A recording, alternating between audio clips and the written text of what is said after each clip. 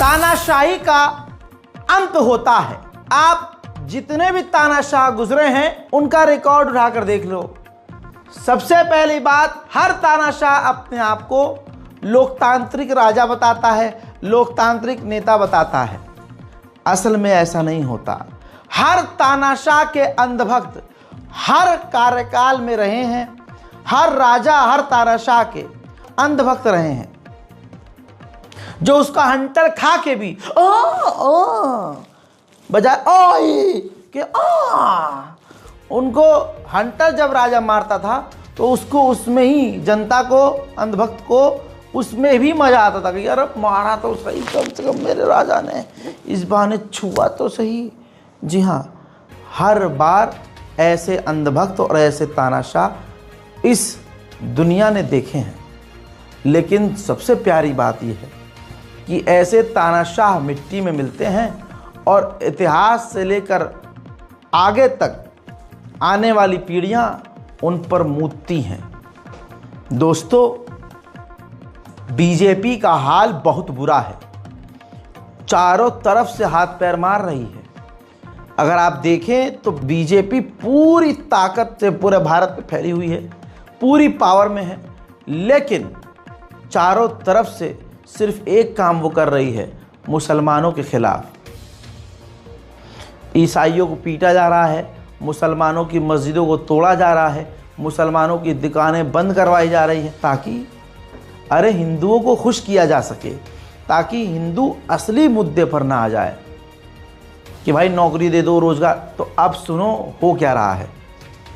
गुरूक, जो मैंने आपसे कहा था, जो नेशनल प्राइम टाइम बड़े चाह से देखते हैं, वो कमेंट में गवाही देंगे कि आपके इस छोटे भाई ने 4 दिन पहले ही बोल दिया था कि गुरूक जिस तरह से जो एक्स यानी ट्विटर यानी एलन मस्क की एक्स कंपनी का आर्टिफिशियल इंटेलिजेंस गुरूक, मोदी, योगी, अमित शाह, बीजेपी, आरएसएस, विश्व हिंदू परिषद, माफीवीर, इन तमाम लोगों का नाड़ा उतार रहा है, खींच रहा है। और जिस तरह से खुल्लम खुल्ला उसने बड़े तगड़े सच बोले हैं, ऐसे सच कि अगर कोई आम व्यक्ति या कोई मान लिया राहुल गांधी भी बोल दें तो राहुल गांधी का भी बेड़ा गर्क कर दें। ये इतने खतरनाक बयान बेखौफ होके गुरूक ने दिए। पिछले 14-15 सालों से जो साम्राज्य झूठ का IT cell, BJP IT cell ने बनाया था, गुरूक ने एक झटके में तबाह कर दिया, सब सच खोल दिया। मैंने आपको कल और परसों बताया कि इस मामले से परेशान होकर मोदी सरकार ने एक्स को नोटिस जारी कर दिया कि भाई बताओ, आपने अपने इस चैट या एआई को ट्रेन करने के लिए भाई कौन सा डेटा यूज़ किया है कि वो इस तरह से ख़तरनाक ज़बान का इस्तेमाल कर रहा है, ख़तरनाक लैंग्वेज का इस्तेमाल कर रहा है। और यार तुम तो हमारे मित्र थे, दोस्ती बनी रहनी चाहिए, दोस्ती बनी रहनी चाहिए। ये ऐसे कैसे हो रहा भाई, मतलब मैं तो प्रधानमंत्री हूँ, मुझे तो छोड़ देता। इस तरह के सवाल जवाब कर दिए एक्स से। और ये बात मैंने ही कही थी कि एलन मस्क अब नहीं झुकेगा मोदी के आगे, बल्कि भारत मुसीबत में फंस जाएगा अगर एलन मस्क का दिमाग खिसक जाएगा, क्योंकि डोनाल्ड ट्रंप और एलन मस्क बेस्ट फ्रेंड हैं। ये तो हमारे आम भक्तों को धोखा है कि फाफा का दोस्त डोनाल्ड ट्रंप है। मोदी जी जिंदगी भर यही करते रहे, नमस्ते डोनाल्ड ट्रंप। मिला क्या, बाबा जी का ठुल्लू। भारत पर अमेरिका ने यानी ट्रंप ने टैक्स भी लगाया, 200% टैरिफ लगाया, और भारत के साथ नरमी वाली लैंग्वेज इस्तेमाल नहीं की। भारत को F-35 फाइटर जेट देने से इनकार कर दिया। भारत को ऊपर से मजबूर किया, मोदी को मजबूर किया कि तुम हमारी चीज़ें फ्री करो, टैक्स फ्री करो, लेकिन हम तुम्हारे प्रोडक्ट पर पूरा टैक्स लगाएंगे। इस पर कोई बात नहीं किया। अब सच क्या है, जब एलन मस्क के ऊपर सवाल जवाब किए अभी कल इन्होंने, तो रिपोर्ट आपकी स्क्रीन पर है एलन मस्क की कंपनी एक्स ने भारत में मोदी सरकार के ऊपर केस दर्ज कर दिया। जी हां, एलन मस्क की कंपनी एक्स ने आईटी अधिनियम का इस्तेमाल करके कंटेंट को ब्लॉक करने के लिए केंद्र पर मुकदमा दायर कर दिया है। देखिए, जितने भी दलाल पत्रकार हैं, जितने दल्ले पत्रकार हैं, सब के सब इस पर खामोश हैं, क्योंकि किसी के पिछवाड़े में गू ही नहीं है। हजरात, एलन मस्क ने खेल खेल दिया बहुत बड़ा। भारत में कोर्ट के अंदर मोदी के ऊपर ही केस कर दिया और बड़े खुलासे किए हैं। ये रिपोर्ट अगर आप पढ़ेंगे, जिसके कुछ पॉइंट्स मैं आपको खुद बता रहा हूं कि एलन मस्क के स्वामित्व वाले एक्स ने माइक्रो ब्लॉगिंग साइट पर सामग्री को ब्लॉक करने के लिए आईटी अधिनियम के कथित रूप से उपयोग करने पर गुरुवार को केंद्र के खिलाफ मामला दर्ज किया है। कहा जा रहा है कि कर्नाटक के उच्च न्यायालय में मामला दर्ज किया गया है।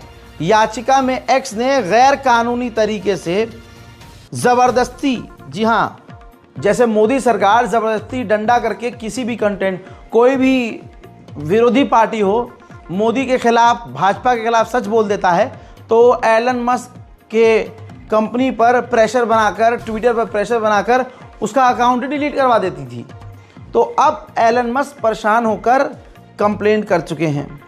उनके अनुसार समाचार एजेंसी पीटीआई ने बताया है, इसने सूचना प्रौद्योगिकी आईटी अधिनियम की व्याख्या विश्लेषण के रूप में धारा 793B के उपयोग पर चिंता जताई है, जिसके बारे में एक्स का तर्क यह है कि सुप्रीम कोर्ट के फैसलों का उल्लंघन किया जा रहा है। ऑनलाइन जो अभिव्यक्ति की आज़ादी है उसको मिटाया जा रहा है। इसके साथ ही कहा है एलन मस्क के द्वारा कि मोदी सरकार जो कानून का इस्तेमाल कर रही है वो अभिव्यक्ति की आज़ादी को मिटाने वाला है। कानून का वो गलत इस्तेमाल कर रहे हैं, ताकत का वो गलत इस्तेमाल कर रहे हैं, और तो और वो ज़बरदस्ती किसी का कंटेंट आपत्तिजनक हो या ना हो, रूल के खिलाफ हो ना हो, लेकिन उनकी दादागिरी है। जिसको वो बोल देते हैं वो कंटेंट और वो अकाउंट हटाना पड़ता है। ये कानून के खिलाफ है, भारतीय कानून के खिलाफ है, भारतीय कोर्ट के खिलाफ है। ये कोर्ट को ही एक झटका मोदी सरकार दे रही है। साथ ही एलन मस्क से कुछ समय पहले, लगभग साल भर पहले, मोदी सरकार ने कहा था, जब एलन मस्क ने एक्स को खरीदा था, कह दिया था कि देखो, आप भारत में जो दफ्तर खोल रहे हैं या आप नहीं भी खोलेंगे, आपको अपने यहाँ एक हमारा व्यक्ति बैठाना होगा जो भारत के यूज़र्स हैं, वो जो कंटेंट लिख रहे हैं, बोल रहे हैं, पोस्ट कर रहे हैं, वो उस पर नज़र रखेगा ताकि हमारे देश के लिए कुछ खतरा ना हो। मतलब भारत की मोदी सरकार के लिए खतरा क्या होता है? सच बोल देना, अंधभक्तों की आंखें खोल देना, अंधभक्तों का नाड़ा खींचकर उनको नंगा कर देना, फैक्ट पर बात करना, सच बता देना।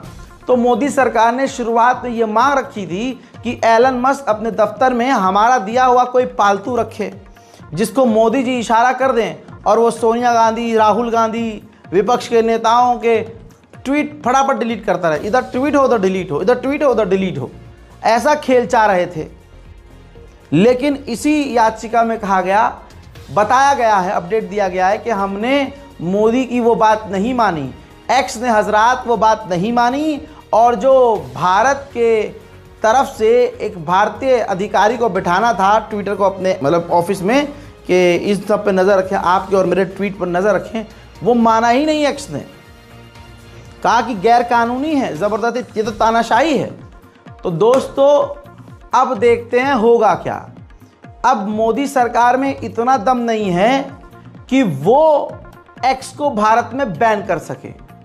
अब तो मोदी जी को बंद कमरे में कुछ ना कुछ करना पड़ेगा एलन मस्क के साथ। क्या कह रहे हो यार? अबे बात करनी पड़ेगी।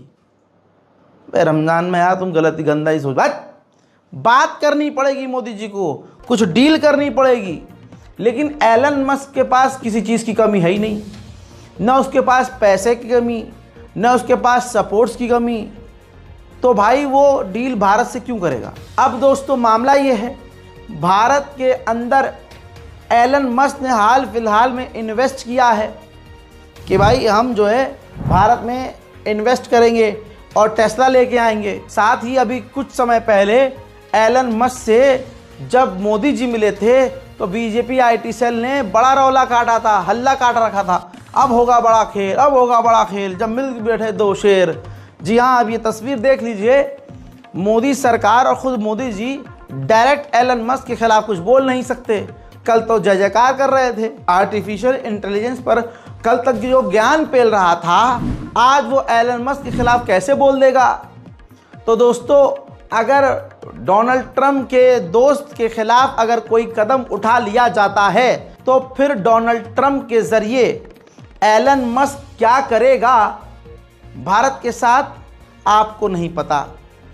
वहीं बड़ी बात यह है कि डोज नाम का जो ग्रुप है अमेरिका में, जो सरकारी ग्रुप है, जो दूसरे देशों को फंड देने के लिए, मदद देने के लिए काम करता है, उसका जो हेड है, एक तरह से खजाने का जो हेड है, अमेरिका के खर्चों को जांचने वाला, देखने वाला कोई अगर है तो वो खुद एलन मस्क है।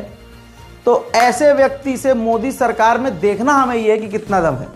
मैं मांग करता हूं मोदी जी से, लगाइए सारा दम और भारत में एक्स को बैन कर दो। हिंदू संगठनों का मैं औकात देखना चाहता हूं कि अब तुम एलन मस्क के खिलाफ जंतर मंतर पर एक पोस्टर लगा कर दिखाओ। इनकी ये औकात है और इतने डरपोक हैं। एक 400 साल पहले औरंगजेब मर गया तो उसकी कब्र से लड़ने पहुंच रहे हैं। सही में यही तुम्हारी औकात है। जिंदा रहोगे तो गरीब मुसलमानों से लड़ोगे और सत्ता के, ताकत के समर्थन से लड़ोगे। खुद की कोई औकात बिल्कुल नहीं है।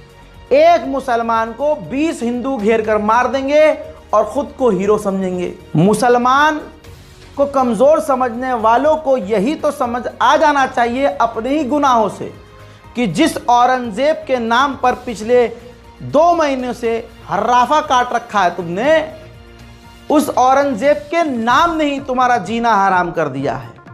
और जिसकी कब्र को तोड़ने की बात कर रहे हो, अगर वो कब्र से निकल आता है तो पैंट में तुम्हारे अंडे खुद गिर जाते। इतना ही नहीं, आज इनका औरंगजेब का डर देखकर, जो औरंगजेब से डरे हुए हैं, इतना नाम से इतना डरे हुए हैं, तो आज समझ में आ रहा है कि इनका बाप दादा औरंगजेब से कितना खौफ खाता होगा। बात औरंगजेब की यहाँ तारीफ और फजाइल की नहीं। औरंगजेब कोई मुसलमानों का चाचा, मामू, खालू नहीं था। अगर औरंगजेब की बुराई करने का इतना गू है तो पिछवाड़े में दम रखो और जो हिंदू राजा नेता थे, जो राजपूत से बिलोंग करते थे और तुम्हारे बड़े ऊंची कास्ट से बिलोंग करते थे, पेश करूंगा किसी दिन, निर्मा वाली धुलाई करूंगा सबूत और किताबों के साथ कि हिंदू राजा कौन कौन थे जो औरंगजेब के साथ थे। लेकिन यही तो इनका दोगलापन है। ये नियोग की पैदाइश, ये सच नहीं बोल सकते। अगर औरंगजेब की ऐसी की तैसी कर रहे हो और तुम्हें लग रहा है कि तुम्हें बड़ा दम है, तो जो गद्दार राजा थे तुम्हारी कौम के, उन पर भी तो बोलो। उनकी जो समाधियां हैं उन पर भी जाके मुंह तो। ऐसी बहुत वीडियो है, जैसे ये औरंगजेब की और मुगलों की तस्वीर ये अब शौचालयों पर लगा रहे हैं और पता नहीं क्या बताने की कोशिश कर रहे हैं। लेकिन अगर मेरी नज़र से देखा जाए, पसंद आए तो शेयर ज़रूर कीजिएगा, औरंगजेब की तस्वीर ये शौचालयों में और शौचालयों के बाहर इसलिए लगा रहे हैं ताकि औरंगजेब का फोटो देखकर इनका मूत निकल जाए। Back to the main point दोस्तों, कांग्रेस ने भी, मतलब जो व्यक्ति को और जिस सरकार को आर्टिफिशियल इंटेलिजेंस नंगा करने लगे, उसका क्या ही हाल होगा भाई, बुरा हाल है। सुप्रिया जो कांग्रेस की प्रवक्ता है, कहती है कि अब भारत सरकार की झड़प ग्रुप से हो रही है क्योंकि ग्रुप ने मोदी जी का और उनकी सरकार का, बीजेपी का, आरएसएस का कच्चा चिट्ठा खोल कर रख दिया है। जो कल तक भाजपा के साथ थे